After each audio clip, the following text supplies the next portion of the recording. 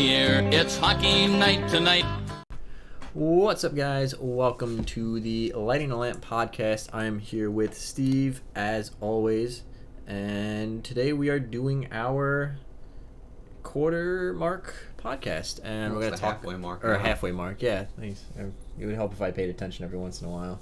It's all right.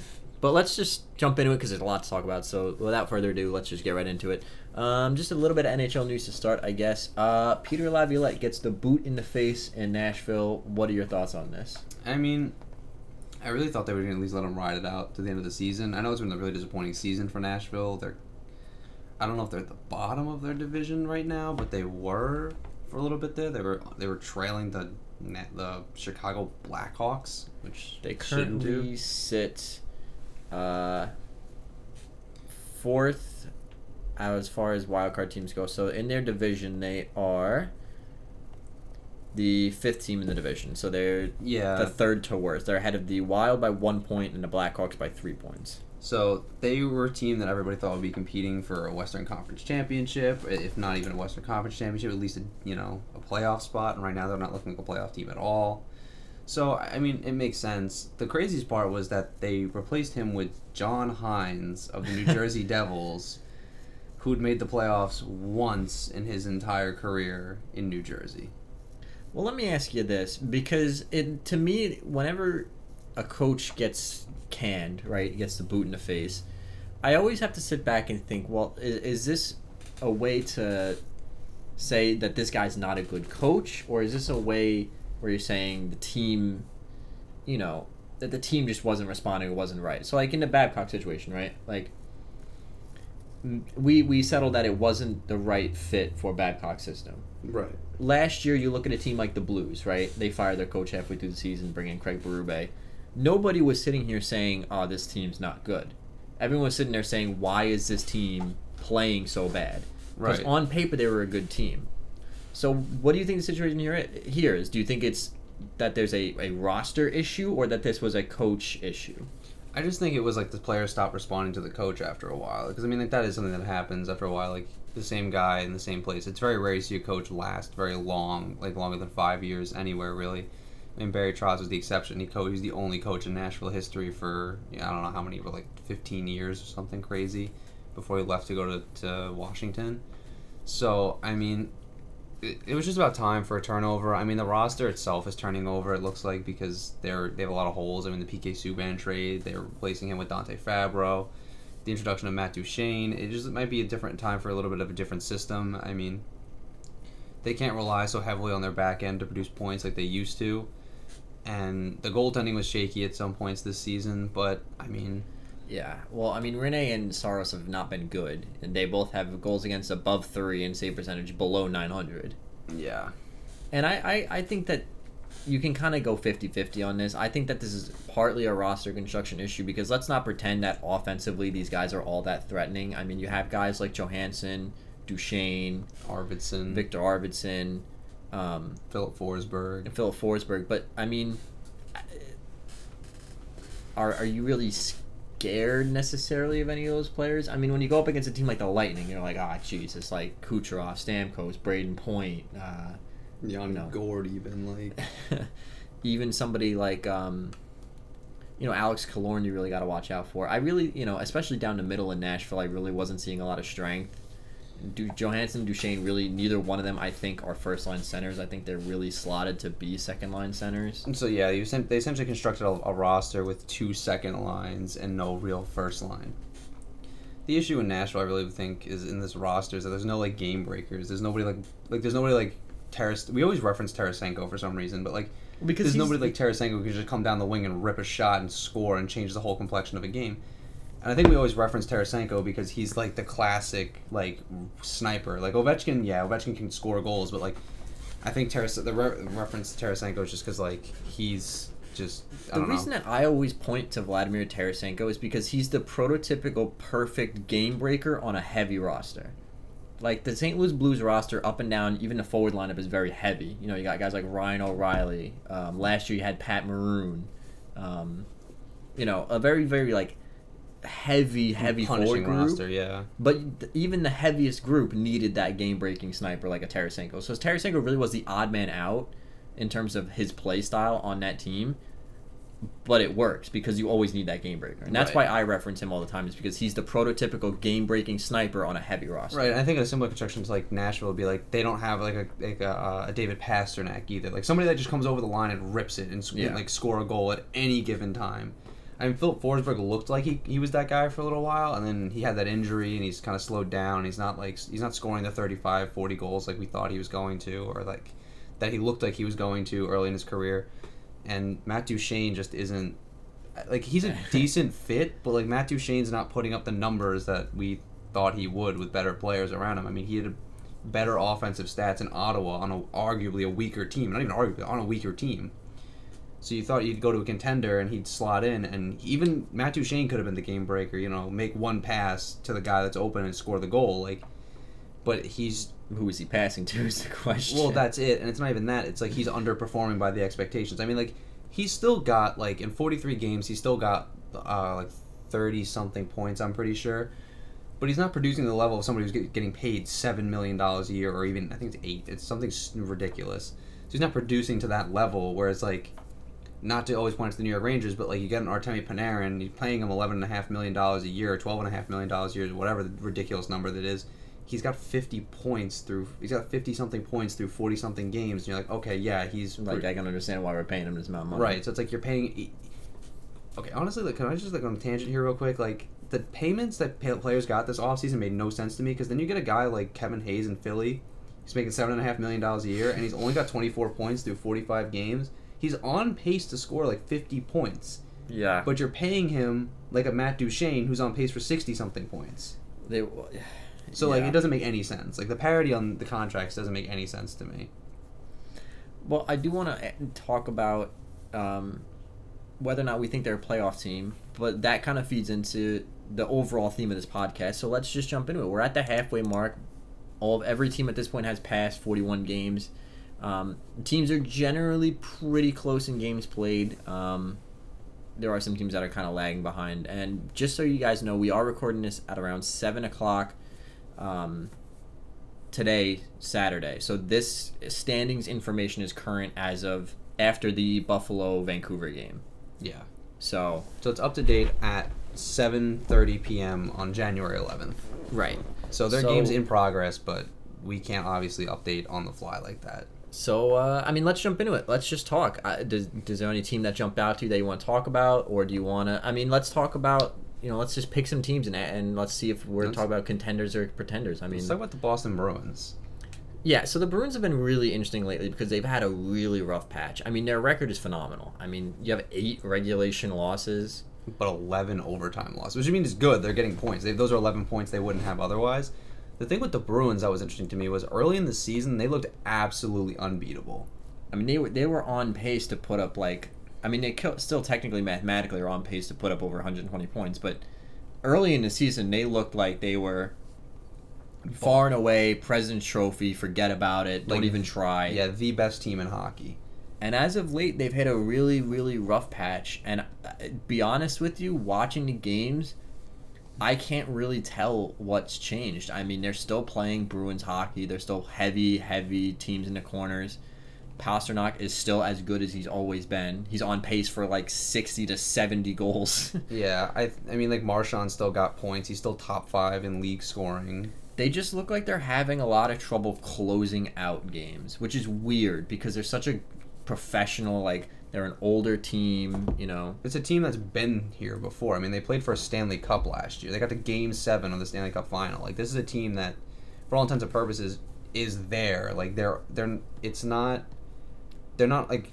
win now team. Like, this is a Bruins team that needs to win the Stanley Cup now. Their window, I really would argue, is this year and next year. And after that, you're probably going to see a roster turnover. You're going to see guys like... Well, Big Z's probably out after this year. Zdeno Chara's out after this year. But they do have some youth. Pasternak's not that old. No. McAvoy's still pretty young. Torrey Krug is still pretty young. But guys like Marchand, Bergeron, Krejci, these guys aren't getting any younger. And they're still productive players. But I really think it's this year, next year... And then after that, you're going to have to start taking a look, especially because the rumor on the street is that Torrey Krug might be on the move because of salary cap issues. His contract is coming up. So, and, it's funny that we're kind of talking about it like, oh, my God, the Bruins are on a skid. I mean, they're still 12 points up, obviously, on the wild card. They're still going to make the playoffs, but it's just really weird to see a team like that struggle. And every team hits speed wobbles, right? Like, you can only play at an elite level for so long, but this is a pretty big skid. It's a noticeable. I mean, it's pretty much been the month of December. That was a big skid for them. Like, it's not even a speed bump at this point. Like, they're rolling downhill, and they need to figure out a way.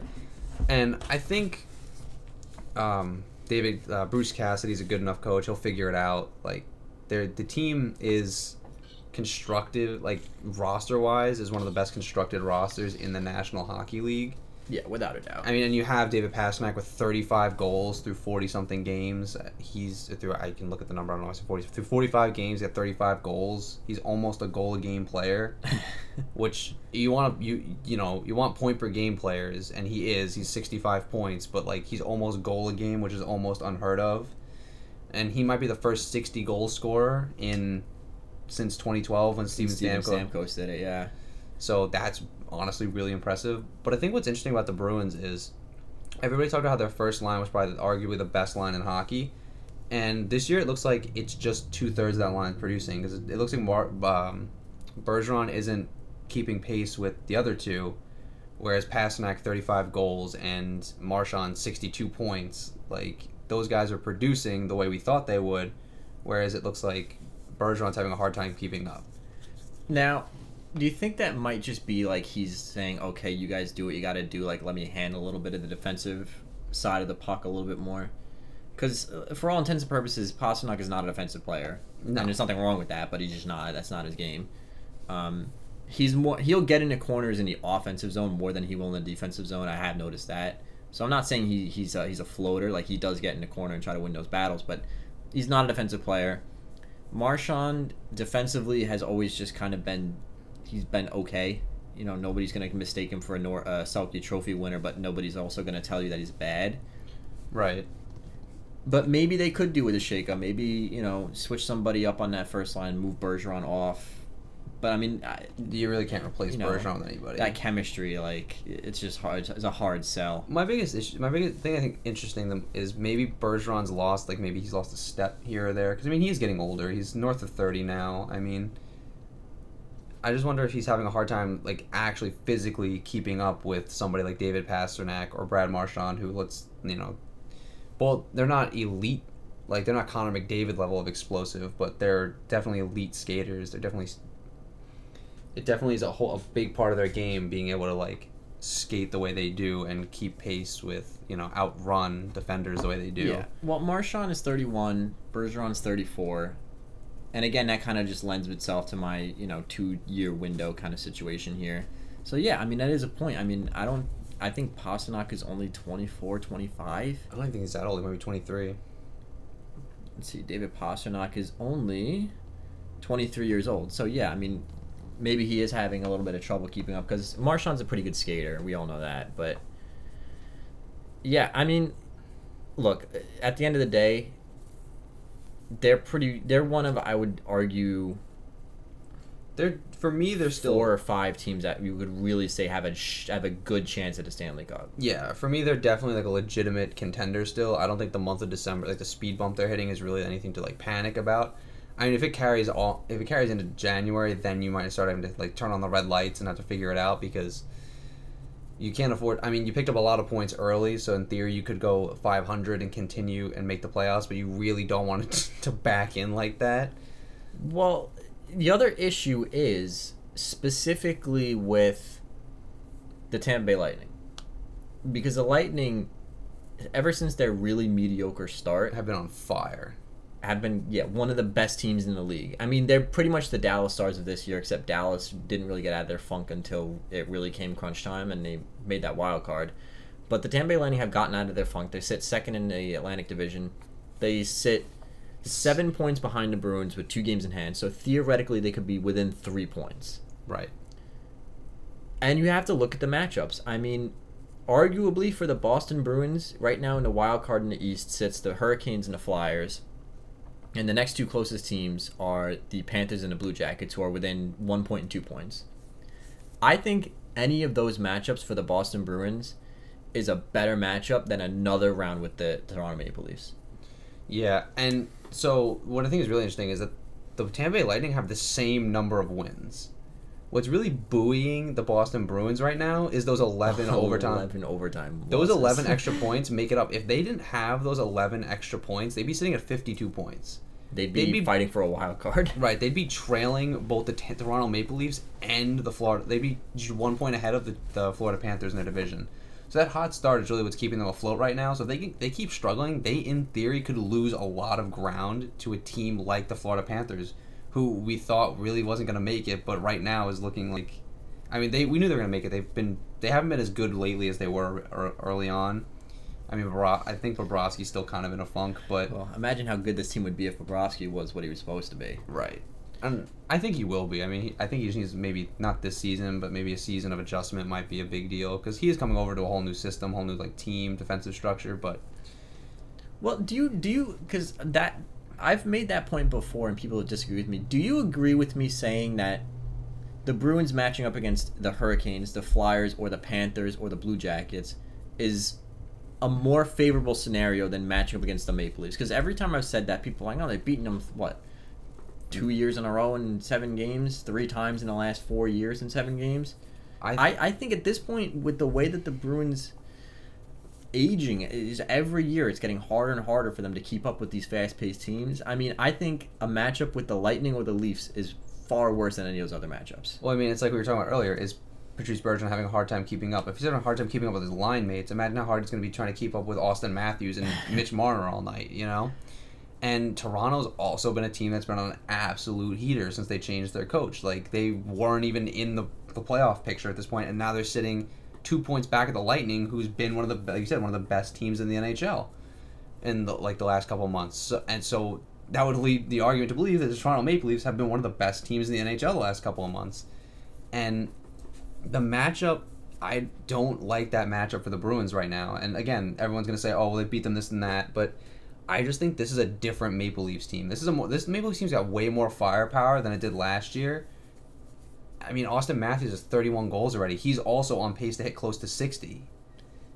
I just think the big difference maker this year for me, and I said last year the Leafs are going to beat the Bruins again. And we've gone on record as saying that we don't really think that this Leafs team is built for playoff success. And I still stand by that. I don't think that this current iteration of the roster is going to be able to get past heavy teams like the Washington Capitals, or I think they even match up poorly against the Carolina Hurricanes. But Or the Islanders even. yeah, but I think specifically with the Bruins, the thing is the Capitals can skate with the Leafs. You know, they have their John Carlsons, they have their Nick Backstroms, who's still a good skater. Their Kuznetsovs. The Hurricanes have Aho, Svechnikov, you know, even Dougie Hamilton's not a bad skater. Jacob Slavin's not a great skater, but he reads the play so well that he doesn't even need to be a good skater. Right. I just think that the Bruins, to me, are a legitimate Stanley Cup contender.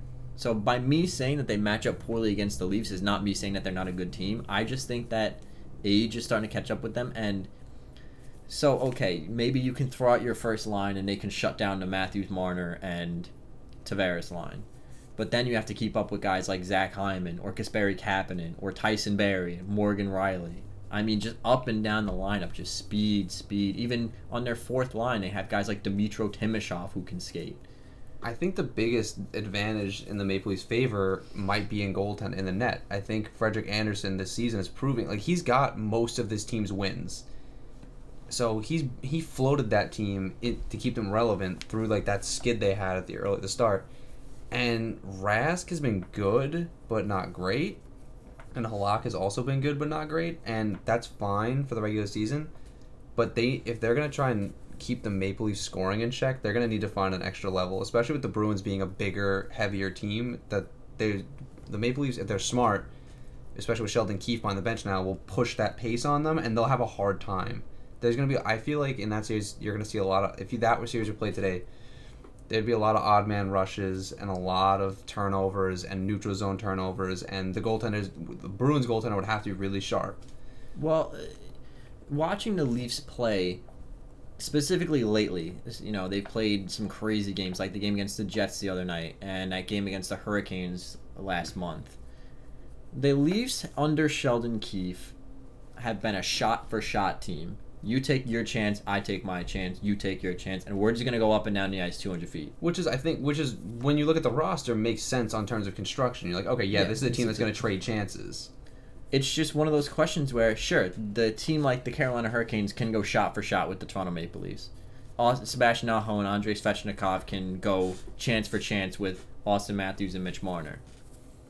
But can the Boston Bruins go chance for chance with the Maple Leafs? Because last year the Bruins' whole plan is to shut down the Leafs. And right? slow them down to the neutral zone, yeah. And it worked. But if the skating isn't there, because you still need to skate, can this Boston Bruins team either shut them down, or if they're forced to play the way the Toronto Maple Leafs want to play, can they go chance for chance with the Toronto Maple Leafs? I don't think they can. That's the thing, right? That's why I think we're talking about the matchup the way it is, because I don't think either one of us looks at this Bruins team and goes, this is a team that wants to trade chances all night. Because they're not the most offensively explosive lineup on the ice. I mean, yeah, you have David Pastrnak can go shot for shot with Austin Matthews. No one's going to argue that. David Pasternak's probably going to score 8 out of 10 shots he takes, and Austin Matthews is probably something similar. So those two guys going at it all night, yeah, that's fine. I mean, Marchand and Marner, yeah, they're gonna go at it. They can go play for play up and down the ice all night. But then what's next? Krejci and DeBrusk going shot for shot with Mitch Marner and John Tavares. Like, I just don't see it. With guys like Morgan Riley and Tyson Barrie jumping into the play. Right, exactly. So like, it's not there.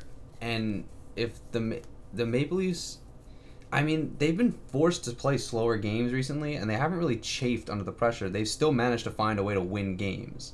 So it's not like they're uncomfortable playing in tight situations. It's just they want to skate. So when they get the chance to get that engine running, they're going to run. They're going to redline that engine, and they're probably, honestly, keeping with the car analogy, they're going to break the Bruins down. The Bruins are going to be on the side of the road smoking because the Maple Leafs are driving a sports car, and the Bruins are driving, a hard-working, Chevy F1, a pickup truck.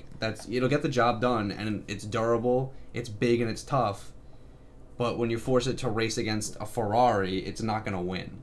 Yeah, and the thing is, again, I think the Bruins match up well against a lot of teams. I think the Bruins match up well against a team like the Capitals. I think they match up very well against a team like the Penguins. They match up, I would say, 50-50 against a team like the New York Islanders. They match up well against the Hurricanes. They match up well against the Flyers. I just don't think they match up well against the Lightning or the Leafs, which is why I think it's so important for them to keep this top spot in the division, because then they would play one of... because the league, Lightning and the Leafs probably aren't going to lose that spot. I don't think the Panthers have enough in the tank. I mean, they could make a push, but assuming the Lightning or the Leafs stay in those Atlantic Division spots, right? Right. The Bruins want to play a Hurricanes team or a Flyers team or a Panthers team or a Blue Jackets team. Let the Lightning and the Leafs have a 200-foot race every night for 7 games. Let them skate themselves out. Can we talk about how exciting that would be, though? The Lightning Leafs series, that would be incredible. I'm kind of really hoping for it, because think about just the names on that marquee: Steven Stamkos, Braden Point, Nikita Kucherov, Victor Hedman, Andrei Vasilevsky matching up against on the other side of the ice: Austin Matthews, Mitch Marner, John Tavares, Morgan Riley, Frederick Anderson. That'd be a hell of a series. That's gonna be that would be must-watch TV. Oh, 100%. That's like an old school Oilers. That's like an old school Oilers Calgary game. Like, you look at that and you're like, I have to watch it. Or like the Oilers Islanders 2 series that they had back to back. I mean, granted it was 2 sweeps, but you still had Gretzky, Curry, Messier was on that team at that point. Mark Messier, playing Paul against Coffey, Billy Smith and Mike Bossy, Brian Trottier, Dennis Potvin. Yeah, that would be a hell of a series. But I do also want to talk about some teams that maybe are kind of on the bubble. So I think to kind of put a bow on the Boston Bruins, we're not saying that they're a bad team. We're just kind of making the point that it's kind of imperative for them to hold this Atlantic Division spot. Yeah, they can't slide. I just don't think the matchup is very favorable. Because if they lose that spot to the Lightning, which it looks like they really honestly could, the Lightning are really, really looking like the last year version of themselves, which should scare pretty much every team in the Eastern Conference. Yeah. Because that team is... See, that's the thing, right? We're talking about how the Bruins are going to have a hard time matching up, but that means that the Lightning matchups are pretty much like even a team that can skate like Carolina, that's a matchup they don't want, because Carolina can score goals, but you don't want to race the Lightning all night. No. You don't, like any other team. The Flyers don't want to race the Lightning because the Flyers aren't exactly the fastest team on the ice anyway. Yeah, and a lot of their strength comes from their back end anyway. They're big, heavy, tall, strong back end. So it's like if they're just hemmed in all night because they're chasing Nikita Kucherov around the ice, they don't get to be as effective as they could be. And that's the thing I don't like. I don't think a guy like Ivan Provorov or Travis Sanheimer couldn't do it, but it's not ideal. Yeah, exactly. And their goaltending matchup is kind of lopsided. Like I like Carter Hart a lot, but he's still a rookie. He's never been tested in the playoffs. Well, I think that's the thing that's dangerous about this Lightning team is last year they coasted pretty much from game one. I mean, they were just slaughtering everybody they played. They walked into the playoffs with a President's Trophy by a landslide, almost no adversity at all. And then they get smacked. They absolutely smacked, yeah. But this is a team that now has a little bit more heaviness. They've gone away from guys like JT Miller and added guys like Pat Maroon, a little bit of a heavier forward core up front. They've also faced the adversity this season. But that's what I was going to say, is they've learned how to lose, specifically, and a lot of this team is still together. I mean, they lose a guy like JT Miller, they lose a guy like Anton Strawman, but a lot of this team is still together. The Kucherov, Stamkos, Killorn, Hedman, Vasilevsky, Point. These guys are still there. They learned how to lose in the playoffs last year. They took a pretty big lump from the Columbus Blue Jackets. They're not going to take for granted any team, and they've learned how to lose this year. And I think what's more impressive is they know they can't coast now. They don't have that ridiculous buffer between them and every other team in the league. At this point last year, they'd won like close to 40 games. Like they were coasting all the way through because they weren't playing meaningful hockey games in April. Like they just weren't. Like Game 75 in March didn't matter any more than Game 31 did because they had such a big lead on teams anyway. But now they know they have to chase the Boston Bruins for that spot if they want it. So these games mean everything to the Lightning. So they're gonna be playing meaningful, heavy hockey all the way through into March, and that should scare a lot of teams because they're gonna be coming into the playoffs hot. They're not gonna be coming into the playoffs coasting or whatever like they were last year. They're going to be coming and playing big games, meaningful games all the way through April. So the Lightning should really scare a lot of teams. And I think a little talked about strength of this team is a guy that's not even on the ice. The fact that this team kept John Cooper. They didn't panic. They didn't hit the eject button. They kept John Cooper. They stuck with it. That means that these players, A, believe in him because they never quit on him. B, management believes in him, and C, these players know how to play John Cooper hockey. And that's not to say a midseason coaching change can't work. Obviously, last year, Craig Berube comes in, wins the Stanley Cup. Granted. I mean, that's a very strange exception to the rule. I mean, this year, Sheldon Keefe comes in, and he's got the Maple Leafs playing better hockey than we've seen in a while. But having a coach that, A, you believe in, you're buying into, you want to play for, and no team, I think, embodies that more than New York Islanders. I mean, they're a very talent-poor roster outside of a guy like Matt Barzal, I would argue, but they're all buying in. So the fact that this Lightning team is buying into John Cooper hockey, now they've had a couple of seasons under him, they know how to lose under him. I mean, that's very dangerous. And John Cooper is a smart guy. He's a great coach. One of the best coaches in the league. So to have a team buying into a guy who is one of the best in the league with a roster that might be one of the most talented rosters, bar none, in the National Hockey League, is scary. With some heaviness and grit. Right, which Victor they added. Hedman, Pat Maroon. I mean, these guys aren't easy to play against. No. And they have good goaltending, too. It's not like they have, it's just some... Like, I think Vasilevsky's been overrated the last couple of years because of the team he's playing behind. But that's not to say I think he's a bad goaltender. I still think he's a top 10 goaltender in the NHL, probably close to top 5. He's very, very, very good. I don't think he should have won the Vezina last year. That's just on me. I think that was Ben Bishop's Vezina to win because he carried a pretty not great Stars team through the first half. But, I mean, so it's just there's no hole in that lineup that's like noticeable. There's no weakness to exploit. So we're talking a lot about the East. We're going to move on to the West in a little bit. But before we move on to the West, let's talk about some bubble teams in the East, and let's pick out if these guys are really playoff contenders or not. Let's start with the two wild cards, and we'll move on to the guys that are kind of on the outside. Do you think this Hurricanes team has enough left in it to hold on to that lead? I honestly don't see why they couldn't end up in a divisional spot, especially with the Penguins now being so deficient up front. Losing Jake Gensel, Sidney Crosby still not in the lineup. Yeah, they have Evgeny Malkin, and you really can't count him out when Malkin's on the ice because he did it last night. He had put up 2 points for them to win the game. So, but my thing is, I just don't think they're going to be able to keep pace with a team. They're 6 points back of the Washington Capitals. I just don't think they're going to be able to keep pace with a team like that. I don't think they're going to be able to keep pace with a team like the New York Islanders, who they're only ahead of by 2 points, and that's only on the strength of 2 overtime losses. And the Islanders have 2 games in hand. Right, exactly. So the Islanders, in theory, can come out ahead of this, 4 points ahead of them now, if they continue to win. So I think Pittsburgh should be really worried about losing their divisional spot to the Carolina Hurricanes because they don't want to play Washington and they don't want to play Boston. Those are 2 really poor matchups for them. Honestly, even the New York Islanders is a really poor matchup for them. The Penguins don't have a lot of favorable matchups, period, in my opinion. I really don't think there are any truly favorable matchups in the Eastern Conference for them. There's no team that I look at that I'm like, okay. I think the only team that I would argue they would have an advantage over is the Flyers, and it's only because the Flyers' defense is still very, very young.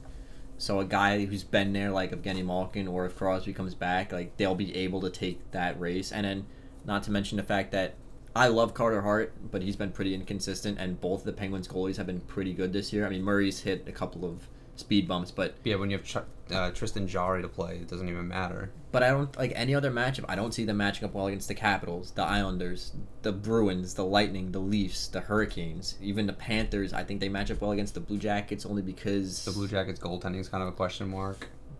But yeah, I mean, so I'm on the same page with you. I think the Hurricanes are a bona fide playoff team. I think they'll be pushing for a divisional spot. I don't know that they'll get there. I agree with you that I don't expect the Penguins to be in a divisional spot. So, yeah, if the Penguins, fall out, Hurricanes is the next logical step. Can we talk about how Andrei Svechnikov is having himself a year? Remember when everyone was talking about him last year? Like, oh, he's not, He's not Sebastian Aho. He's not playing the way he thought he would. I mean, he had a quiet 40, 50 points in his 20 goals in his rookie year. Comes back this year and is an absolute animal. I mean, he's a game breaker. Andrei Svechnikov is the kind of guy we were talking about. He's a game breaker, but he fits into this scheme because this is a team that likes to skate. So for them, it makes sense for him to be there. But I mean, the hands, the creativeness, like he's a fun hockey. It's a fun team to watch in Carolina. This is a really big change of pace from 3-4 years ago. We were talking about Carolina being like this team nobody wanted to watch. Boring hockey teams in the conference, and not just because they were bad, but because they didn't have any exciting players. But now it's totally changed, and they just re-signed Justin Williams, who's not going to be captain again. They're not going to strip Jordan Staal, or was it Jordan Staal? Yes, Jordan Staal. Eric Stahl's out in Minnesota. They're not going to strip Jordan Staal of his captaincy, but that's a big locker room piece to get back. I mean, that's a character, it's a leadership guy. That's a 3-time Stanley Cup champion. I mean, that's big. Like you can't replicate. You can't quantify leadership. His importance to that team in the locker room, especially last year, was unmatched. Like he loved that team. He gave everything on the ice for that team. I mean, I don't blame him for taking some time off to figure out if he still had it. I mean, he obviously still misses the game enough to be like, I'm going to get back in shape and play. There's no timetable when he's going to be back in the lineup. But that's a big boost. I mean, he's a 50-point guy last year. He probably, in a half a season, you're expecting like 25, 30 points out of him, maybe like 10 goals. But that's a big boost, because then in the playoffs, they get... He's Mr. Game 7. Yeah, once you get into the dance, anything can happen. And I think Carolina is pretty much bona fide to get into the dance. So let's talk about these next couple of teams in conjunction, because they're all very, very close. The Flyers have 52 points, the Panthers have 51, and the Blue Jackets have 50. Out of those 3 teams, which team do you expect to be in the playoffs come Game 82? The Florida Panthers. You think they're going to push out the Philadelphia Flyers? I think so. I just think the Flyers, like you said, Carter Hart's been really inconsistent. Brian Elliott's been very inconsistent. They're still young. I mean, they're getting good scoring up front from guys like Travis Konechny. And, I mean, I guess Kevin Hayes has been okay. I mean, but Claude Giroux hasn't looked like the same. Voracek's been very quiet. So it's just been a really interesting season in Philly. Whereas like the guys you expect to be lighting the lamp aren't. I mean, I like Travis Konechny. I like Travis Konechny a lot. That's not me talking bad about him. I'm really, really high on Travis Konechny. He's one of my favorite players to watch in Philly. And I love Ivan Provorov, Travis Sanheim. Shane Gostisbehere hasn't been as electric as you thought. They've been missing Nolan Patrick, who's out with a concussion. Who's been out with his migraine issues, so that's up in the air whether he even comes back at all, period. So it's... I mean, if Nolan Patrick comes back and he makes that step that everybody thought he could when they picked him number 2 overall, and he becomes that real number 2 center behind Sean Couturier, I think it really solidifies. I mean, I think he'd be playing on a wing over it because Kevin Hayes will probably still stay there. But if he comes back and can become a contributing member to this roster, I think it really solidifies their depth up front. And they still have they have guys like Joel Farabee who's playing well. Morgan Frost is playing really well. Morgan Frost has been really good. They just got him back from the World Juniors. So they have young talent, and I think if they can capitalize on that, they'll be able to make the playoffs. I just think the Florida Panthers have a better, older roster who's not growing as much. I mean, like you have Mike Hoffman, Jonathan Huberdeau, Alexander Barkov, Aaron Ekblad, and then you have the ultimate difference maker in Sergei Bobrovsky in the net, who, if he ever finds his game again, which he might not this season, but if he does, I'd be very afraid because for my money, I don't want to play a red-hot Sergei Bobrovsky, period. Would your answer to that question of which of these 3 teams makes the playoffs be different if Joonas Korpisalo wasn't hurt? Yes.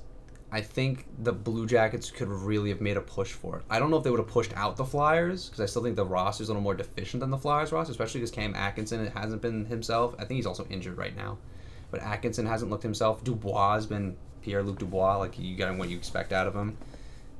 Zach Werenski's been great. Seth Jones is Seth Jones. And Joonas Korpisalo put it together. He proved us all right. Well, not right. He was, I think, goalie of the month before he got hurt. I mean, and he proved what we were saying about him right. We know he has the talent to do it. It's just, is it fair to him to throw him to the Wolves? And he said, bring it on. They threw him to the Wolves. He got chewed up, and he came out better for it. I mean, he was absolutely electric through late November into December.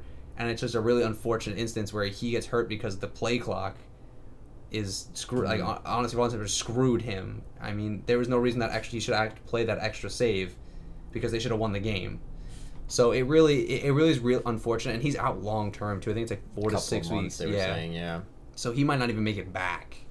And that's really by that point, they're probably going to be done in a race. Yeah. And they've been struggling recently because Merzlikins, I think is his last name. Elvis Merzlikins, yeah. Yeah, he hasn't been good. He hasn't been bad, but he also hasn't been good. He's been okay. He's a rookie coming over from the European leagues. Do you really want him starting crunch time 20 to 30 games, like where teams are really knuckling down and playing playoff hockey? Not to discount how good the team has been playing, because I mean, John Tortorella has got them playing great hockey. He's galvanized his roster with an us against them mentality. He said they think we're going to be bad. They think this, but we know what we've got, and they bought in. Like, that's another instance of that's a scary thought. Like, that team bought in. And John Tortorella is a great coach. I mean, I saw him firsthand here in New York. Really great coach. Don't always agree with the methods, but he gets the results. And when I say disagree with the methods, it's not the same. It's not to the same extent of like a Mike Babcock. Right. He just gets under your skin. He'll get in your face and tell you and challenge you. And I mean, I'll never forget Game 6 in the 2015 Eastern Conference Final against the Tampa Bay Lightning. After Game 5.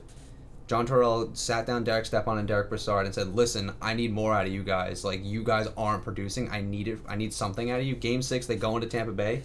Derek Brassard puts up 5 points, and they win the game 6-3. Like, he knows how to push buttons to get what he needs out of his roster, and it's really unfortunate that he lost his goaltender, who was red hot and putting it all together because of a mistake of the NHL. Right.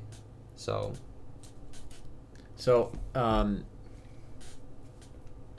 Briefly, I do want to talk about the next trio of teams because I don't, Senators, Devils, and Red Wings are out of it at this point. Yeah, there's no point. And we are going to go out west, so don't worry, Western Conference guys. We are going out west, but Sabres, Habs, Rangers. Are any of these teams in your mind even a remote threat for a playoff push, or do you think at this point you're kind of saying, okay, the Rangers are where we thought they were going to be, playing important hockey, but maybe not, in the rush. Maybe they're kind of on the outskirts of the fire. Or do you think that there is a legitimate chance that any of these 3 teams could make a push? Well, I mean, the Rangers are 6 points back That's not terrible, but at this point, it's kind of it's a lot of ground to make up because you need to start winning a lot, and you need those teams in front of you to start losing. And I really don't see Philly, Florida, Carolina, or Columbus. Well, Columbus maybe, but the Rangers could jump Columbus, ended up in the 10th spot. But I don't see like Florida, Philly, or Carolina really sliding hard enough for the Rangers to catch them at a 6-point gap. It was a 2 or 3 point gap. I'd say maybe they have an outside chance. But it's pretty much where we thought the Rangers would be, right? They're playing meaningful hockey they're going to probably be playing meaningful games into April. They're not going to be way out of it. They're not going to be like in the Detroit Red Wings situation where they have 12 wins through 45 games. Where there's literally no shot. Mathematically, there is zero chance they make the play. They were eliminated in October. Well, when you only have when they sat with 9 wins through 20 something games and then continued to lose games without picking up another win, they only had 3 wins in the last month, I think. Yeah. There's zero probability. This isn't like the St. Louis Blues. There is literally zero probability the Detroit Red Wings get hot enough to make the playoffs. They trail. They're 25 points out of a wild card. Yeah, the ground they'd have to make up is absolutely ridiculous. But I think the Rangers can still be playing meaningful games to try to get into the 10-9 hole for in April, and I think the Buffalo Sabres can do the same thing. I thought the Buffalo Sabres really could be a playoff team, but it's really showing that when Jack Eichel is not scoring, that team's not scoring, and losing Victor Olofsson. Just been not great. Well, no, Linus Ullmark's been good, but Linus Ullmark's been good. But when you only have one good goaltender, it's tough to make the playoffs because they really were counting on Carter Hutton to be as good as he was last year for them. And then the other issue is they lost Victor Olofsson for 6 to 8 weeks, and so Victor Olofsson was such a big part of that offense, and Jeff Skinner is not scoring like he was last year. So there's a lot of factors going into this that okay, the roster construction's good. I like the Buffalo Sabres roster on paper. I like what they're doing. Rasmus Dahlin's there, Rasmus Ristolainen, Jake McCabe. There's good players here. Jack Eichel's been amazing for them. You watched him in person score 4 goals. He's third in the league in goal scoring. He's had 27 goals. He's on pace for over 50 goals. Right, and he's probably going to put up kicking and screaming. He's got 56 points. He's probably going to put up close to 100 points easy. He's proving all the doubters wrong. He literally is looking at his team saying, "Hop on, boys, we're going," because he's dragging them, kicking and screaming to relevancy. And it's just I think with the Lightning being as good as they are, the Maple Leafs turning it around, and I don't think the Bruins slide is going to be continuing all that much. I don't think listen. They're 10 points out of a divisional spot, 6 points out of 7 points out of the wild card. I just don't see it happening for them. Which is really unfortunate because I really want to see Jack Eichel in the playoffs. I think the important thing for them at this point is to continue to think they can make the playoffs, right? Reinforce the mentality of we are a playoff team and play those meaningful, the same way the Rangers are, play those meaningful games to try to get into that 9-10 hole. Because then it's they still take a step forward. They're not as bad as they were. Bad, yeah. And there's still progression there. And I think they really need to trying to sell the idea to Jack Eichel that, we are contending because Jack Eichel is not going to want to wait. No. He's a fiery guy. Yeah, and Montreal just is out because their offense has just been decimated with injuries. They signed Ilya Kovalchuk for some reason. I really don't know what's going on there. We're going to do a whole podcast on them soon because they're an interesting case, but we're not a whole podcast. We're going to have a segment on them soon. But let's jump over to the West. Very clearly, the Central Division is far and away the better division. Central Division, Blues, Stars, and Avalanche hold the top 3 spots. The Avalanche would be in the front of the Pacific Division right now. The Pacific Division only sits 3, 3, and 2 points respectively ahead of the Winnipeg Jets. I actually sit 1 point ahead of them, but clearly the Central Division is the better division.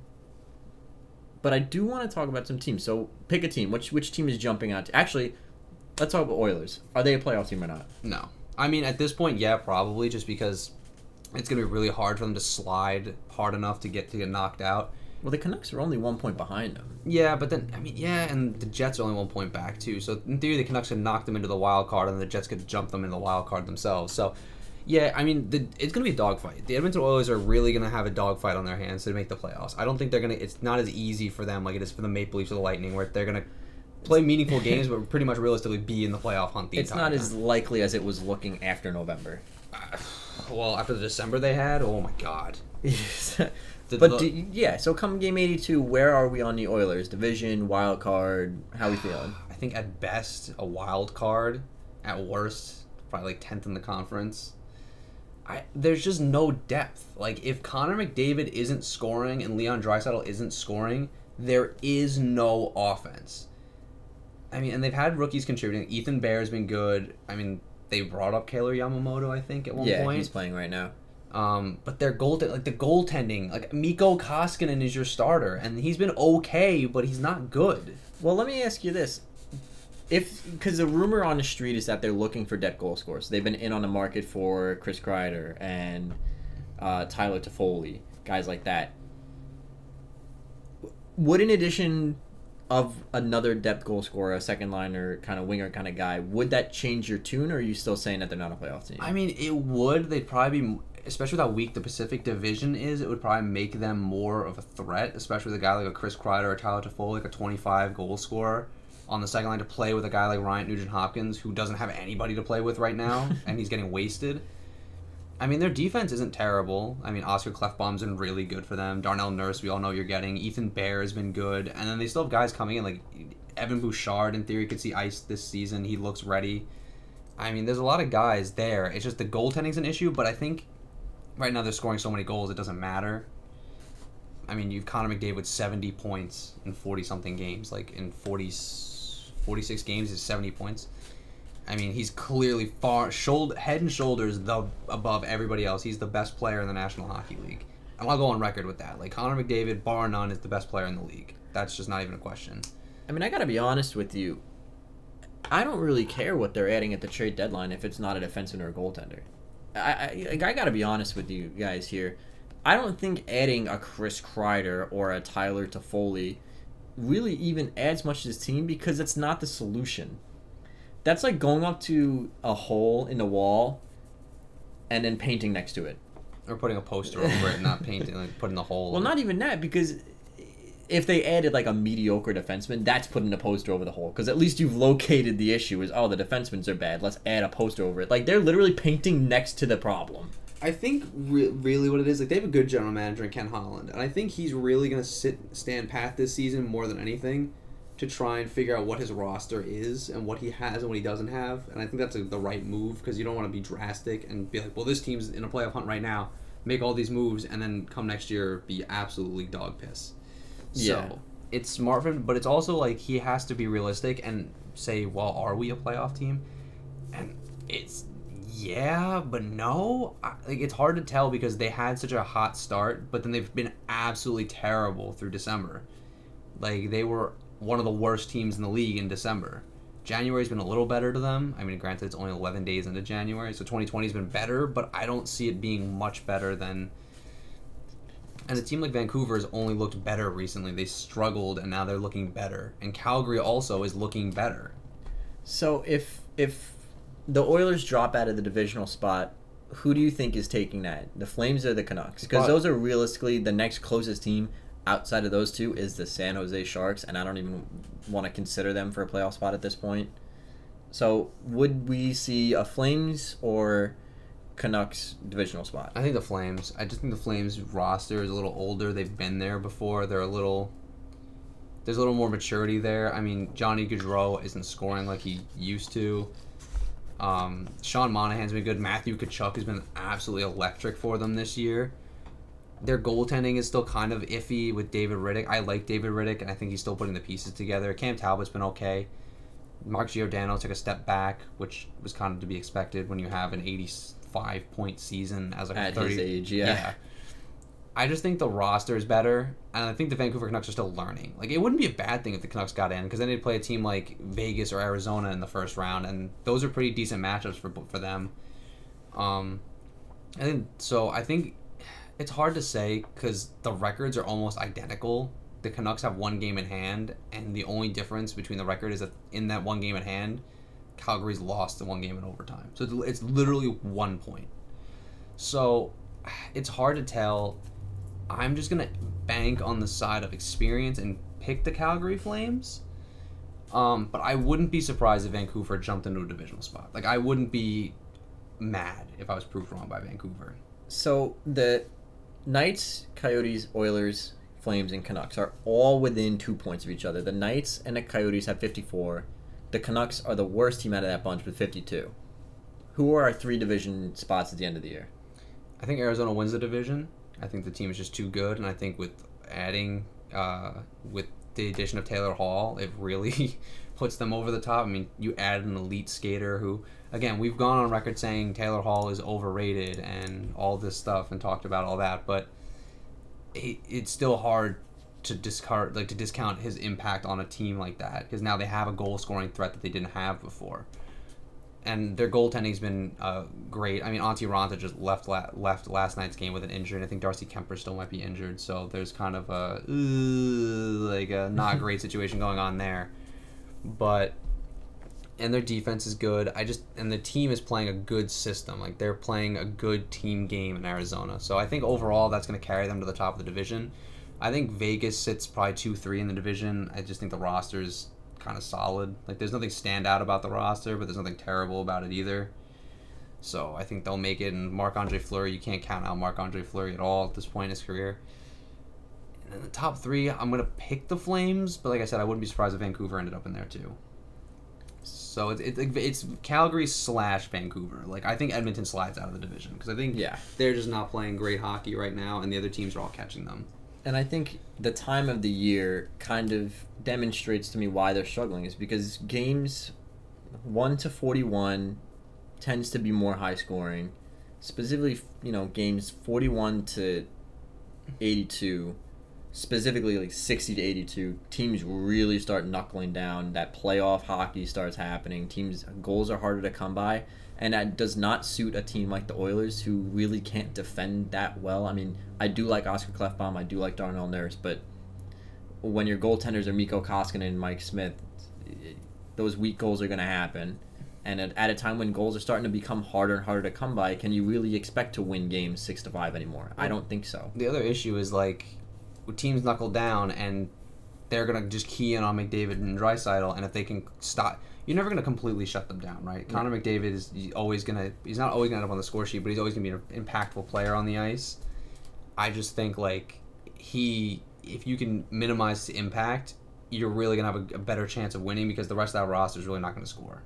I think if you hold the McDavid-Draisaitl combo to like 2 to 3 points between the two of them on a game-by-game basis, you probably have a very good chance to win. Yeah, I agree. And that's really where it comes down to, is like, when those teams knuckle down, they're just not going to be able to, like, they're not going to be able to score their way out of jams like they are right now. Yeah. They run into a team like St. Louis on game 70. St. Louis is locked in, loaded. They're ready to go. And that team's going to they're going to play a heavy, grinding game against the Oilers, and the Oilers aren't going to be able to respond well. That's a really poor matchup for them. I mean, I don't think the Oilers have really many favorable matchups in the Western Conference in terms of playoff teams. I mean, even Arizona isn't a great matchup. Vancouver might be their best matchup, and that's just because Vancouver is inexperienced, but their goaltending's been really, really good. So I think the only team that's within the playoff picture right now, technically, I'm going to count the Jets because they're tied in points. I think really the only team that I would say Edmonton in a 7-game series is going to beat is the Jets, and that's just because while the Jets' defense is fast, they're very, very, very inexperienced, and the Jets are not deep down the middle at all. So I'm still not going to bet against the Winnipeg Jets, though, there. Well, let's talk about that. Do we think the Jets are a playoff hockey team? It's hard to say.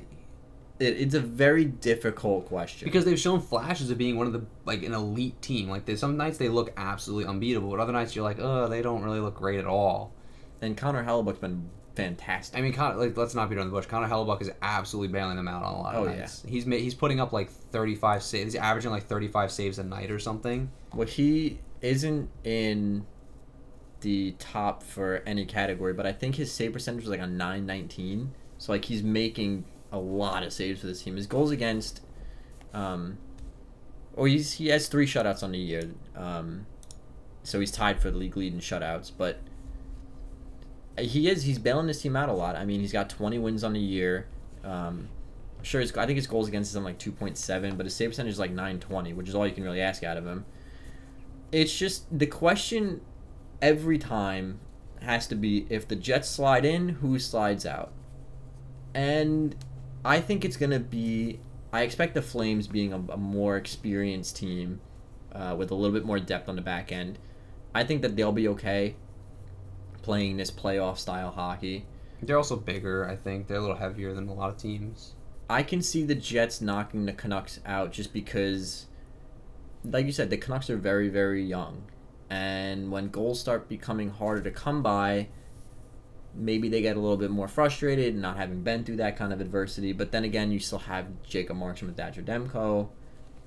So it's a very tough call. But, if I had to put money down right now at the end of the year, who's going to be in the playoffs, the Canucks or the Jets, I'm going to go with the Vancouver Canucks. Yeah, and I also think the Vancouver Canucks have a nice mix of depth. Like, they do have players deeper in their lineup that can put up points. I mean, like, Louis Eriksson's is absolutely not going to that guy. That contract is an albatross. But Jake Virtanen, you can count on for some chip in some points here and there. I mean, I think Michael Furland is up there, if I'm correct. I don't remember. But I know JT Miller is good for points. He plays a heavier brand of hockey, more meat and potatoes kind of hockey. So when goals get harder to come by, he's the kind of guy that I expect to put up more, not more points, but put up points at a decent clip, because he's going to be willing to go into that corner and check and grind, and he's going to be willing to get in the front of that net and just chip and dig for the puck. And that's not to say Elias Pettersson isn't, but Elias Pettersson's not the biggest guy on the ice. He's not short, but he's not big. He's not very stocky, and I'm not expecting him to get pushed around. I mean, Brock Besser's pretty solid. Brock Besser's the kind of guy that I expect to be looking for that puck. It's not where you want him. You want him pretty much shooting, but I mean, so I think the same thing. I don't know with Winnipeg, with the goaltending they're getting. Their defense, like you said, has been really is kind of patchwork, and that's what everybody expected. But even Patrick Laine is not scoring the way we thought he would. I mean, last year was a bad year for him. This year's been a better year, but not a great year especially by his standards, being a back-to-back 40-goal scorer in his first 2 years in the league and then regressing so heavily. So that's got to be that would be a big question mark for me. It'd be a big problem if I was the GM. If I was Kevin Cheveldayoff and I was looking at this, I'd be like, well, what's wrong with Patrick Laine right now? Because he's not scoring. I mean, Mark Scheifele's been kind of slow. Blake Wheeler's been Blake Wheeler. You know what you're going to get. And the same issue that they have every year come playoff time is who is their second-line center. And they didn't solve that issue because they traded for Kevin Hayes and then let him walk for nothing. And he really didn't fit in, but I think the perfect fit was still Paul Stastny the year before, because Brian Little's just not cutting it. No. He's a good third-line center. There's nothing wrong with that. But trying to force him into that number 2 hole really isn't helping him or the team at all. Especially because in a heavy division, you need that depth. The Avalanche have been better this year because they've added a little bit more depth. They have a second-line center now, Rogers. So, you need depth. I mean, even Dallas, they got Rupe Hintz, who's been playing really well. St. Louis, you have Ryan O'Reilly, and then Jaden Schwartz probably, or Braden Shen. Or Braden Shen, yeah. I mean, even like you said, even Arizona, it's Derek Stepan and all right. Well, this doesn't prove my point because I can't remember his name. Yeah, Carl Soderberg is there. I think Clay Keller is still there. Yeah. Yeah. So it's a big question mark. I kind of agree. Before we move on to awards, hit me. Pick another team and let's have a discussion here. From the West. Yeah. We'll do one more team in the West, and then we'll move on to some award talk. I think so. Well, let's talk about the West. We talked about the way of the East. So we talked about those teams, and then we have the closest teams in the playoff, which is the Winnipeg Jets. Let's talk about the next 3 teams. Let's talk about the Nashville, Minnesota, and Chicago, all Central Division teams. Yeah, the Pacific's having a bad year. So let's talk about what realistically their outlook is. I think so. In my opinion, I think Nashville finishes probably 9 or 10, right where they are. I don't think they make the playoffs. They're struggling too much. There's too much ground to make up. I mean, they're 5 points back of the second wild card. It's not impossible, but they haven't been great. They're below NHL 500. They only have 20 wins on the year. Yeah. Yeah, I think if you're going to give me those 3 teams and you had to say pick one that has a chance, I'm still going to go with the Predators. As much as we talked about it before, I'm not a huge fan of the way this forward core is made up. I really don't like it that much, especially when you went out and, basically invested so much money into Matt Duchene and it didn't solve the issue. You got rid of a very dynamic offensive puck-moving defenseman in PK Subban. Who's struggled this year in New Jersey, but that's a whole other issue, I think. Yeah. Outside of the player. and you picked up a guy who was supposed to be a first line center, who's really a second line center. So now you have 2 second line centers. The power play, I don't really see a guy that really is going to be running that power play outside of Roman Josi, who's an excellent player, fantastic player, but I'm not excited by the Minnesota Wild, and I think this recent hot streak is just, it's kind of a death rattle for this core, in my opinion. I think after this year, you're still going to be locked into Suter and Parise. I don't think that you can move those contracts at this point. No. But I think the death rattle is signaling here, because you got Michael Grant, or no, because Granlund's not even there anymore, I don't think. He's in Nashville. So you got guys like Matt Dumba, you got guys coming up like that Capo Kakinen goaltender, like he's not bad, but the biggest thing they're waiting on is like Kirill is the Russian kid, Kaprizov, I think is his name. I don't think this team is very good on paper. They're very old. They're a very old school hockey team, and I don't see them making a push. My problem with the Blackhawks is Leonard's been really good for them save percentage wise. He's making like 40 to 50 saves a night, but that defense is only getting worse, because now the question is, what do we do with Brent Seabrook? His name's been thrown all over the place. Duncan Keith is only getting older. Calvin DeHaan is there, but he's hurt again. It's just, I'm not, those two teams, I think that this recent hot streak that they've been on is really just a product of the Pacific Division just being as bad as it is. You play those teams 2-3 times a year. And yeah, I think Nashville's really the only team with a shot, but do I really see the Nashville Predators leapfrogging the Jets or the Canucks or the Flames at this point?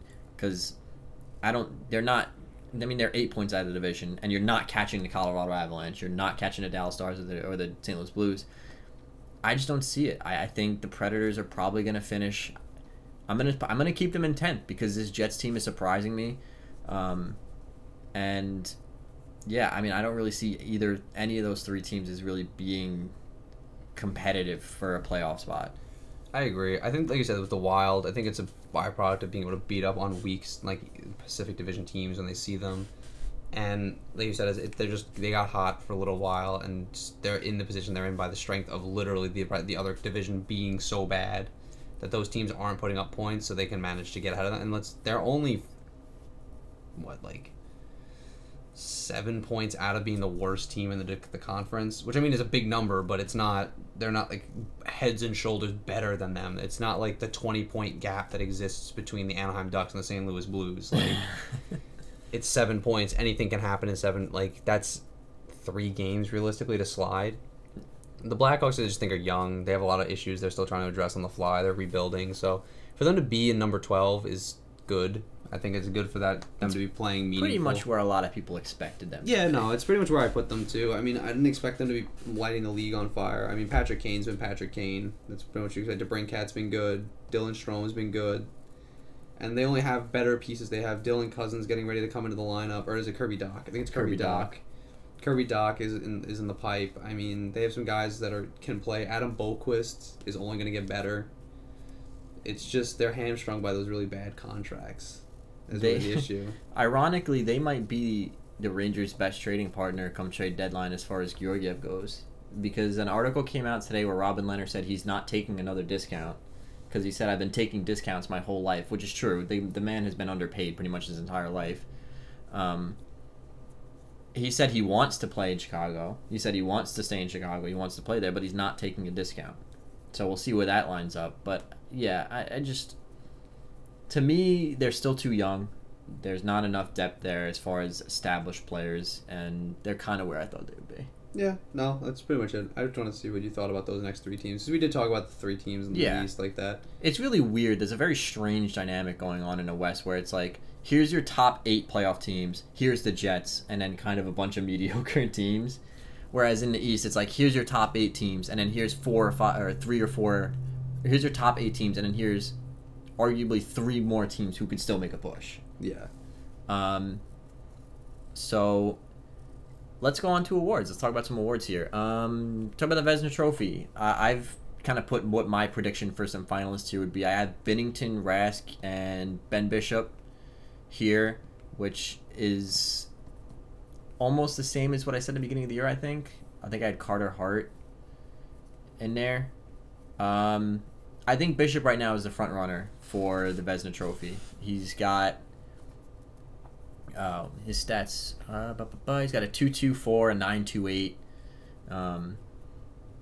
He's not in the top 10 for wins, but he's also playing with Anhan Hudobin, who's one of the best backups in the league. What are your feelings on the Vezina Trophy? Like, is there any guy that you think I left out on here?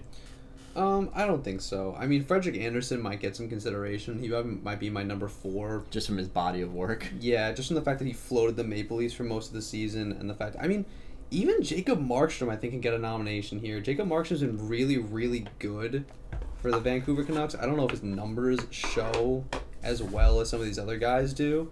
I feel like we could also see Darcy Kemper.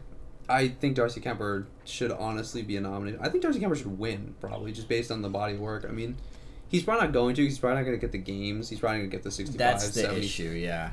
But, like, he definitely is putting up the numbers worthy of a Vezina Trophy. I mean, like, the 194 or whatever it was the last time I looked. Like, it was something ridiculous. 217 and a 929. Yeah, like, that's ridiculous. And he was leading his team in wins, so he's just not going to get the games played, which doesn't mean he should still get a consideration. But him, Markstrom, I think they're both considered, and Frederick Anderson, I think, could be in the conversation just based on the way he's been carrying the Maple Leafs. I mean, his numbers aren't great, but like they only have, I think, 2 wins without him starting, so he's won like 21 games or something ridiculous. It's kind of crazy. Personally, I do hope Darcy Kemper wins it because I think he deserves it. Yeah. I just don't know that he's going to have the games and the wins. That's the issue, is really like the games. He's only going to start by like 50 to 55 games, and like that's really going to limit him against guys like Bishop, who's going to be starting like 60 plus games, and Rask, who's also starting 60 plus games, and Binnington's going to start like 60 plus games, and that's really what it comes down to, is the fact that he's going to be trailing them like that, but it doesn't mean he's any less important to his team at all. Talk about the James Norris. I mean, the obvious choice right now is John Carlson. I also threw Yossi and Weber into the mix there as far as nominations go, but I mean, can we really even argue anybody over John Carlson at this point? Absolutely not. John Carlson's elite. Like, he's top 10 points in the league, or he was anyway, for top 10 points in the league, and he's got 41 assists. I mean, he's the leading point scorer for defensemen. Yeah, he's number 1 for defensive points.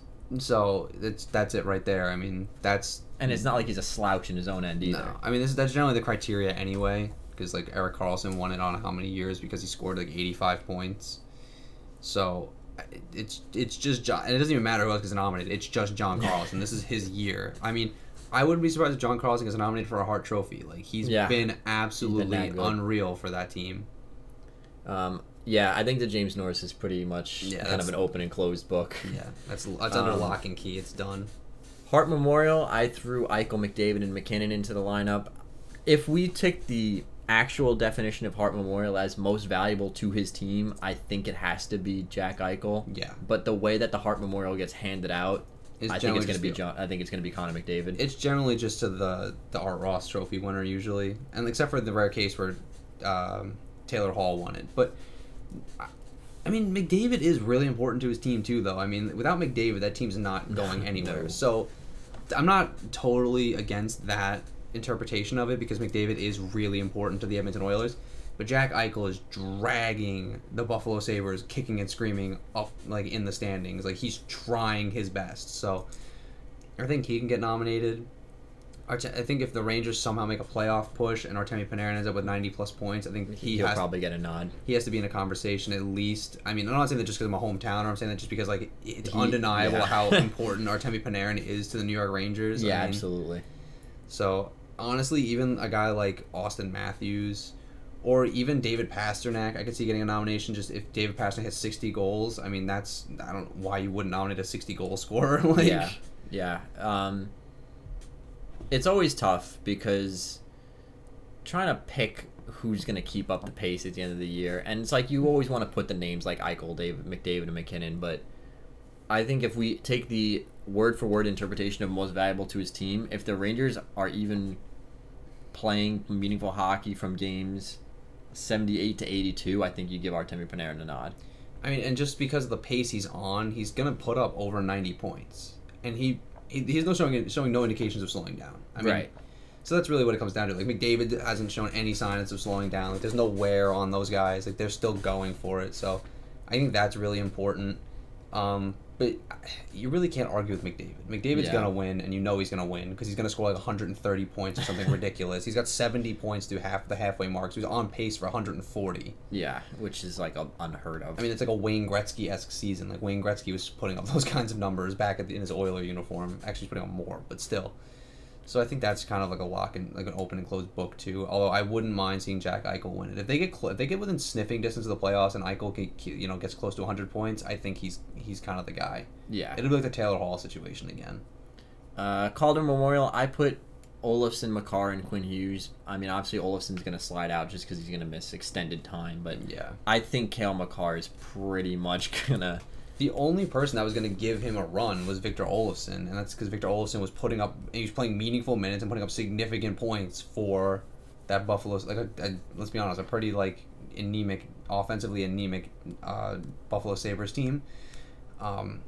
He was my pick early in the season. Like I had Victor Olofsson early on, but Cale Makar's just been so good. Cale Makar's been It's so just good. ridiculous. I mean, arguably an upgrade over Tyson Barrie. Yeah. And think about this: they still have Bowen Byram coming up in the system. So you have a team. You're gonna have a team that has Cale Makar, Samuel Girard, and Bowen Byram on it. Shout out Ottawa Senators for trading the Avalanche your pick last year. Yeah. In the Matt Duchene Holding on trade. to the pick the year before to draft Brady Tkachuk and giving them that one. Jack Adams. I put Mike Sullivan, Todd Reardon, and Rick Tocchet. I put Sullivan up there. If the Penguins make the playoffs, I think he's gonna win, just based on how decimated this team has been by injuries. Yeah, and that his coaching has steadied the ship and kept them afloat for this long. I agree, and I think that's a good pick, and that is like honestly the best coach, like a coach of the year type job, because only a really good coach can do something like that. After guys like Crosby, Letang, Malkin, Gensel, all missed time. Even Murray misses time. Like, so it's important. But I still think, you're going to see, like, your Bruce Cassidy's get nominated, your Todd Reardon's. Craig Berube, yeah. Like, that's not a bad thing, but my pick is probably Rick Tocchet in Arizona. He's got an Arizona team that, like, nobody expected anything out of, tied for the lead in their division. I think I said him in the beginning of the year, and I love the job Rick Tocchet has done in Arizona. Yeah, but, I mean, Mike Sullivan's just done an incredible job in Pittsburgh, keeping them afloat. I mean, like, they're in a divisional spot, and they haven't had Sidney Crosby in the lineup since October. Yeah, I mean, if they tank it out for the rest of the year, like, I think they're going to slide. Maybe he doesn't get a nod, but I think right now, if the nominations were held right now... He'd have to be in a conversation. Yeah. Definitely. I mean, even the coach up in Vancouver has to be in the conversation for what he's done. I mean, if they manage to push into a divisional spot or win, or like outright just win the first wild card, I think you have to talk about the coach Travis Green in Vancouver.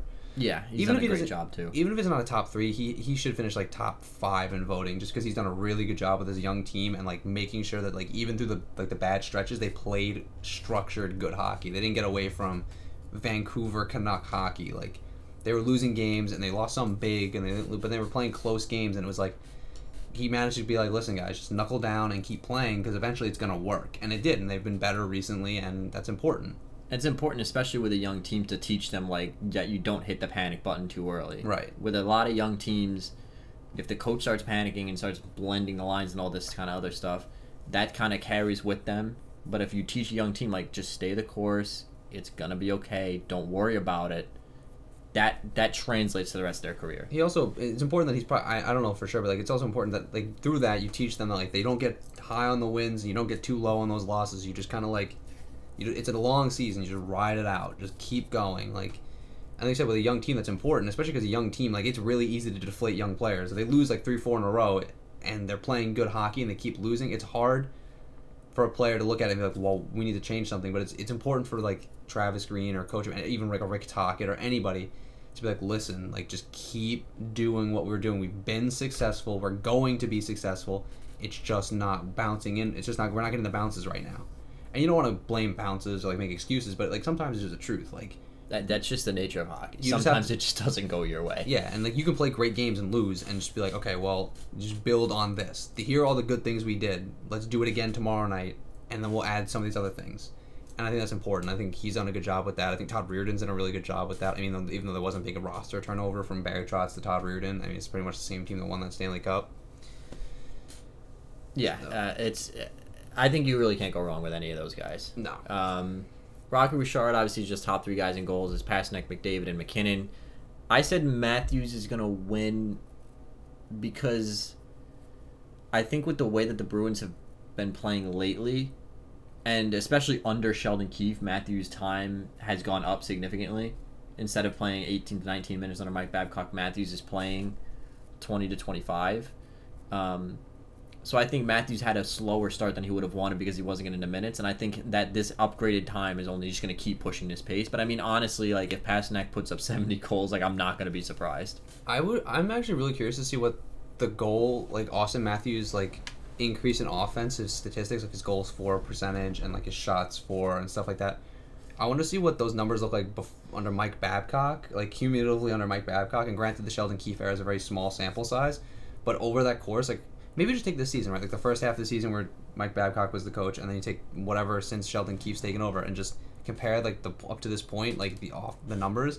I'm sure you, like you said, the time went up, so you probably see a more dramatic increase in Austin Matthews' production. And that's not to say his production at the beginning of the season was bad by any stretch. He was a goal a game at one point. He was like 11 goals in 11 games, and he was scoring every single night. But we've been arguing with Mike Babcock over his time since Game 4 of the playoffs last year. Yeah. And Austin Matthews has been arguing with him about his own ice time. So, like you said, I mean, it's either going to be Matthews or Pasternak. I don't see McKinnon catching enough fire to catch them. Even Jack Eichel, even like Ovechkin's not going to get hot enough to catch those guys right now. Oh well, no. I mean, he's got a 10-goal lead on him at this point. Like Pasternak's just been otherworldly this year. I mean, there's like that one. It's like when they played against the Montreal Canadiens. He came in right-handed, just winds up and shoots across himself, long side, under the blocker, and beat Carey Price clean. It was just like that's it. Like, what do you do to stop that? Like, you can't stop that. Art Ross, McDavid, Draisaitl, and McKinnon. I said McDavid just because, I mean, can you really bet against him in this race at this point? No. I mean, he's only got a 4-point lead on McKinnon, so one big night from McKinnon, he can tie him. But, like, McDavid is the most offensively explosive player in the National Hockey League. On the longest leash in the National Hockey League, because the coach is literally just like, please just do what you got to do. He'll erupt for like 6 points on a night, and he'll do it quietly too. He'll come out and just start putting up points. You're like, yeah. It's like it's like the joke we keep telling among our friends. It's like, he's just better, coach. Like, he's what do you want? A better player. Like, what do you want me to do? He just dusted me. Like, he'll go out there and just dust the whole team, and then you go back to the bench, and I guarantee the coach looks at him and goes, I don't know what to tell you. It's Connor McDavid. Like, he's just better. He's just the best. Okay, so one last little segment before we wrap up. Let's go. Give me 2 Stanley Cup contenders from the East, 2 Stanley Cup contenders from the West, and your halfway mark Stanley Cup matchup. So from the East, I mean, there's the obvious picks in the Capitals and the Boston Bruins, but I think my 2 Stanley Cup contenders. Or let's give 2 bona fide and then your number 1 bubble. Okay, so my bona fides are the Capitals and the Bruins because you really can't bet against them. Actually, I'm gonna slot out the Bruins and put in the Lightning because I think the Lightning have been playing much better than the Bruins lately. And my outside shot, honestly, is probably the Toronto Maple Leafs, just because that roster is really, really explosive and can erupt for a lot of goals all at once, and a lot of teams are gonna have a hard time keeping up with them. And it's gonna be like, oh no, of course you're talking about the Maple Leafs again, but it's like they've just been really good lately, and I don't know why you want me to bet against them. They've just been really, really good, and I don't want to bet against Austin Matthews, who's on pace to score 60 to 65 goals. Right. That's ridiculous. In the West, the St. Louis Blues, it's honestly by the St. Louis Blues and the Dallas Stars, and my outside team is probably the Colorado Avalanche. It's the top 3 teams in the Central Division. Like I like the Arizona Coyotes. I think they're going to make the Western Conference Final probably. But I'm not betting against the Blues, the Stars, or the Avalanche. Those 3 teams are all really, really good, and there's a reason they're within 8 points of each other. And that's, by the way, this isn't to say that teams we don't mention aren't other bubble teams. We're just picking our top 3 contenders. Well, because if you wanted to pick more bubble teams, I could talk about why the Vegas Golden Knights have an outside shot because they're depth through the middle, or like I honestly do believe the Coyotes have a bubble playoff shot, but they're not a top 3 contender. No, I think they have an outside bubble Stanley Cup shot. Yeah, I wouldn't be surprised if the Arizona Coyotes get through the Western Conference. I wouldn't be surprised. but I'm not going to put my money on it right now just because, like, I'd be dumb to bet against Nathan McKinnon and Mikko Rantanen or Jamie Benn and Tyler Seguin or the entire St. Louis Blues, who's a Stanley Cup champion. All right, so I'll give you mine, and then we'll do the Stanley Cup matchup. So my two bona fide Stanley Cup contenders from the East. I'm going to hit you with the Washington Capitals, and I think I'm going to agree with you. I'm going to hit you with the Lightning, only because, and I know at the quarter mark I was saying the Boston Bruins, but this last stretch has shown us that they are human, and they're not just Stanley Cup winning robots. And my bubble shot, I'm going to give my bubble Stanley Cup contender to, I'm going to give it to the Islanders with an asterisk next to it, and that's if they make a trade for a goal scorer. If they don't, I'm giving that bubble back to the Boston Bruins. Okay. If the Islanders make a trade for a goal scorer, I think that they're buying in enough to make that rush. But if they don't, I'm going to give that to the Boston Bruins, because I do think the Boston Bruins are a very, very good hockey team. I agree with that. I can do that. See, the only reason I took the Bruins out is just because this last skid has been not just a skid; it's been horrendous. And I also think that if they slide into a divisional spot, those matchups we talked about earlier are just not in their favor. Yeah. And again, I'm not just being a hometown like, oh, you're saying the Islanders are going to win. I'm very realistic with my team. If the Islanders don't make a trade for a goal scorer, they're probably out in the second round. I'm just going to put that out there. And in the West, I mean, I'm going to have to agree. I think my bona fide contenders are the Blues and the Stars with the bubble shot to the Avalanche. I mean, how can you argue? Let's be honest here. If the Stars or the Avalanche were playing in the Pacific Division, where they played these teams 4 times instead of just twice a year, the Stars and the Avalanche would be up at 63, 65, 67 points like the Blues are. Oh, 100%. So my Stanley Cup matchup right now, I'm going to say it's going to be, I'm going to say Stars, Lightning, and I'm going to say Stars in 7. See, I was going to say Stars, Lightning, and like now I have to think of something else. But like I think this, I don't want to pick the St. Louis Blues again because it's just so it's. But you can't really argue them either. Like no one would look at you and be like, "You're an idiot." Like I'm gonna say that honestly, like I'm looking at Capitals Blues, and I think that's a really that's the most realistic shot either of these teams like, and that'd be a good series. That'd be a big, heavy series. It'd be exciting. It'd be fun to watch. And it's tough. I guess I go Washington in 7, just because I don't want to bet against Braden. And Braden Holtby's playing for a contract. There's a lot of like factors incentives here. There, yeah. Yeah, and Kuznetsov's been better recently since he's come back. And this is arguably the last hurrah of this core because either one of Backstrom or Holtby's probably not going to be on the team next year. Oh, I have a really interesting topic to talk to you about real quick, and it's not going to be... Do you think Alexander Ovechkin has a realistic shot to break Wayne Gretzky's goal-scoring record? No. The problem is we mathed it out. And if he needs like 200 goals. If he were to score 40, I think we mathed it out that if he was scoring 40 goals a year, he would need to play until he's like 39, 40. And that's playing full seasons, no injuries. With no significant drop-off in production. Without Nick Backstrom, who's arguably not going to be on the team, or even with Nick Backstrom. But he would have to play full seasons, no injuries, at a high enough pace to catch Gretzky. Ovechkin's a tough guy. He doesn't miss a lot of games. He really has not been injured that many times in his career. But it's just hard to imagine 40-year-old Alex Ovechkin putting up 40 goals. Especially because the trajectory of the Capitals team as a whole is they're going to be good for the next 2 to 3 years, and then they're probably going to be really bad after that. And that's not me being like, oh, nobody can break Gretzky's record. If he was younger, if he was a younger Alexander Ovechkin, it'd be a different story. If he was 28 to 30, or how old is he now? Like 33? Yeah, I think he's 33 or 34. If he was 28 to 30-year-old Ovechkin, where he had a little bit more of a window at his high peak, I would absolutely say he would break the record. Here's the thing, right? He had those wild years where he didn't score that many goals. He was scoring like 35, and everyone's like, Ovechkin's washed, he's washed. And then all of a sudden he comes back and now he's a 50-goal scorer. If in those 3 years he was putting up the 50 goals like we thought he would, he'd have 150 more goals, and it'd be like, okay, well now it's a little less ridiculous because he wouldn't be trying to score 200. He'd be trying to score maybe. It's just, I don't know. It's an interesting topic. I think Ovechkin's an 800 goal scorer. I think absolutely in his career he's going to hit the 800 mark. He's going to end up number 2 on the NHL's all-time list of goals.